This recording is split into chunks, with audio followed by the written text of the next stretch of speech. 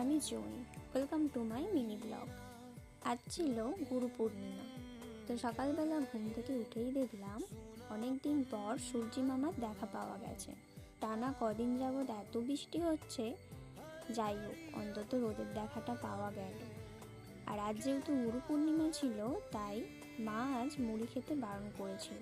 তাই টিফিনে মা আর আমি মিলে পেটাই পরোটা খেলাম, আর কাকিমা দিয়েছিল আটার লুচি, তো সেটাও খেয়েছিলাম। তারপর আমার কিছু জার কেকের অর্ডার ছিল, তো সেটাই আমি তৈরি করছিলাম। আর তৈরি করার পর একটা তোমাদেরকেও ভিডিও দেখালাম, দেখে জানিও কেমন লাগছে।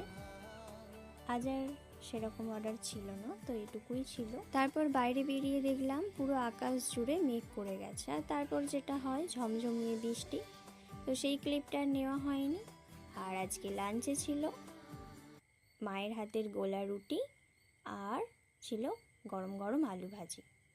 তার সারাদিন এইভাবেই চললো। তোমরা কিভাবে কাটালে অবশ্যই জানিও। টাটা।